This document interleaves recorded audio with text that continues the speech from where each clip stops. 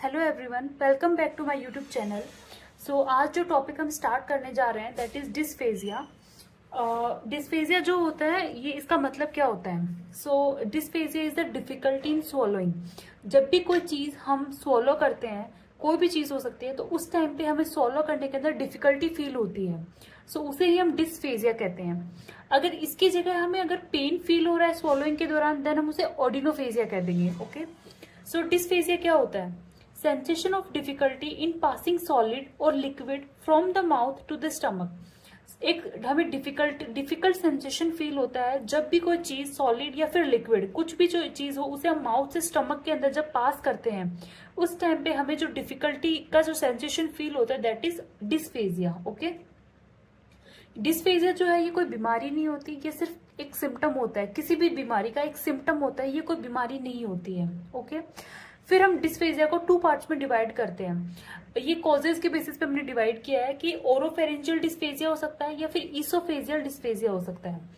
Oropharyngeal dysphagia, ओरो means mouth and pharyngeal part, उसके अंदर अगर कोई दिक्कत हो रही है उससे भी डिस्फेजिया हो सकता है, या फिर ईसोफेगस के अंदर कोई पैथोलॉजी की वजह से भी डिस्फेजिया में हो सकता है। Okay, so oropharyngeal dysphagia is difficult in initiating A swallowing। जैसे हम swallowing इनिशिएट करते हैं, तो इनिशिएशन के दौरान अगर हमें डिफिकल्टी फील हो रही है दैट इज ओरोफेरेंजियल डिस्फेजिया।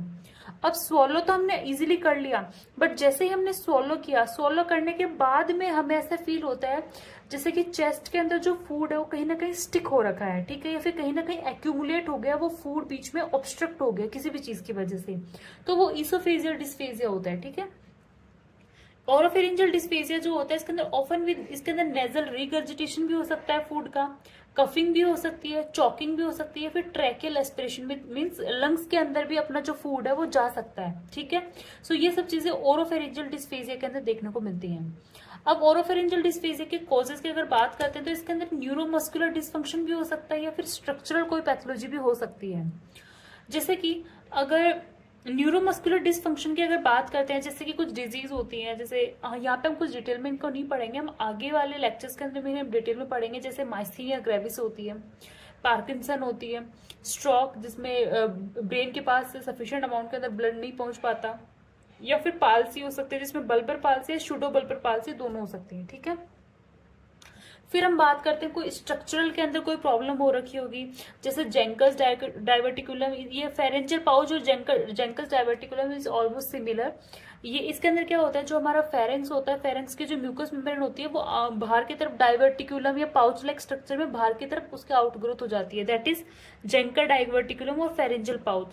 साथ में पोस्ट रेडिएशन फाइब्रोसिस हो सकती है। पोस्ट रेडिएशन फाइब्रोसिस में क्या होता है कि जैसे हम किसी भी चीज के बार बार रेडिएशन की कांटेक्ट में अगर हमारा माउथ वाला ये जो पार्ट आ रहा है, तो उसकी वजह से क्या होता है, जो वहां के जो टिश्यूज होते हैं उनमें हार्ड ग्रोथ हो जाती है, मतलब हार्डनिंग देखने को मिलती है, उसे हम पोस्ट फेरेंजियल फाइब्रोसिस कहते हैं। हार्डनिंग या स्कार्स देखने को मिलते हैं, that is post radiation fibrosis. Okay, उसके बाद में हमारा सेकंड जो है इसोफेजियल डिस्फेजिया, इसके अंदर मैकेनिकल ऑब्स्ट्रक्शन होता है और मोटिलिटी डिसऑर्डर होते हैं।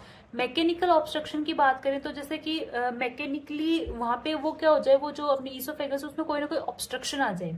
अब ऑब्स्ट्रक्शन की वजह या तो बेनाइन ट्यूमर हो सकते हैं, वहां पे कोई भी ट्यूमर की ग्रोथ हो गई हो जिसकी वजह से ऑब्स्ट्रक्शन हो सकता है, या फिर वहां पे कार्सिनोमा का फॉर्मेशन डेवलपमेंट हो गया, तो कार्सिनोमा में वो ये कि ये बेनाइन और मैलिग्नेंसी की कंडीशन हो गई। ठीक है, ट्यूमर बेनाइन भी हो सकते हैं और मैलिग्नेंट ट्यूमर भी हो सकती है। फिर होते हैं पेप्टिक स्ट्रक्चर्स बन सकते हैं, वहां पे स्ट्रक्चर हो जाए, मतलब नैरोइंग हो जाए या फिर ट्विचिंग कुछ भी हो सकती है। फिर बाद में बात करते हैं मोटिलिटी डिसऑर्डर्स की, जैसे कि हमने एक्लेशिया कार्डिया, हमने लास्ट लेक्चर के अंदर एक्लेशिया कार्डिया को एक्सप्लेन किया था कि कोई भी जो हमारी ईसोफेगस है उसके अंदर कोई भी ऑब्स्ट्रक्शन वगैरह, या फिर जो एलियस है, ठीक है, जो लोअर इसोफेजियल स्फिंक्टर होता है वो क्या होता है, वो जैसे ही बॉलस जो है वो इसोफेगस से स्टमक की तरफ आता है, तो जो हमारा लोअर इसोफेजियल स्फिंक्टर जिसको रिलैक्स होना चाहिए था वो उस टाइम पे रिलैक्स नहीं हो पाता, जिसकी वजह से जो बॉलस है वो वहीं पे स्टक हो जाता है इसोफेगस के अंदर। ठीक है, और वो जो बॉलस है वो अंदर स्टमक के अंदर नहीं जा पाता, तो दैट इज एक्लेशिया कार्डिया। ये कंडीशन हो सकती है। एक कंडीशन जो है वो हमारी स्क्लेरोडर्मा भी हो सकती है। ठीक है, और स्क्लेरोडर्मा के साथ साथ हमारा डिफ्यूज इसोफेजियल स्पाज्म जो है ये भी देखने को मिल सकता है कि इसोफेगस जो है उसके अंदर स्पाज्म देखने को मिल रहे हैं। सो ये कुछ कॉजेज हो सकते हैं जिसकी वजह से क्या होता है, हमें डिस्फेक्सिया की प्रॉब्लम जो होती है वो देखने को मिल सकती है। ओके, फिर बाद में बात करते हैं इन्वेस्टिगेशंस की। तो इन्वेस्टिगेशन के अंदर हम सबसे पहले जैसे ही पेशेंट हमारे पास आता है वो अपनी कंप्लेंट्स जो है वो एक्सप्लेन करेगा हमें कि मुझे ये प्रॉब्लम है, मुझे डिफिकल्टी इन सोलोइंग हो रही है, ये है वो है।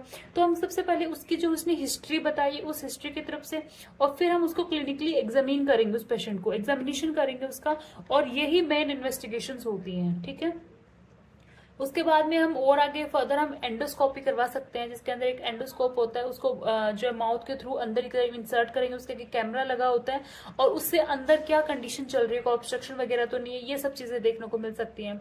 हम बैरियम स्वेलो करवा सकते हैं पेशेंट को, जिसमें बैरियम स्वेलो के अंदर कोई ऑब्स्ट्रक्शन वगैरह है कि नहीं है, और फिर एक फर्दर एक्सरे कर सकते हैं उसका। इसोफेजियल मैनोमेट्री कर सकते हैं हम, प्रेशर वगैरह जो होते हैं कि अंदर क्या प्रेशर चल रहा है, ये सब चीजें हम इससे इसोफेजियल मैनोमेट्री से देख सकते हैं। सीटी स्कैन परफॉर्म करवा सकते हैं, एमआरआई जो है चेस्ट की वो हम परफॉर्म करवा सकते हैं। सो ये कुछ इन्वेस्टिगेशंस होती हैं। ठीक है, उसके बाद में अगर हम बात करें कि डिस्फेजिया का मैनेजमेंट क्या हो सकता है, तो डिस्फेजिया का मैनेजमेंट जो होता है यही है कि जो भी फर्दर कॉजेज हैं, जो भी एक कॉजेज हमने एक्सप्लेन किए हैं, उन कॉजेज को आप क्या कीजिए, उनको ट्रीट कीजिए, चाहे वो कोई भी कॉजेज हो, कोई स्ट्रोक वगैरह, पार्किंसन वगैरह, या डायवर्टिकुलम वगैरह, या ट्यूमर्स वगैरह हो, एक्लेशिया कार्डिया वगैरह हो, तो इन सबको क्या करना है, हमें मैनेज करना है। सो इनको रिमूव करेंगे तो ये कंडीशन नहीं, ये तो ये सिम्टम जो होता है उसमें अपने आप रिलीव देखने को मिलेगा। Okay, thank you.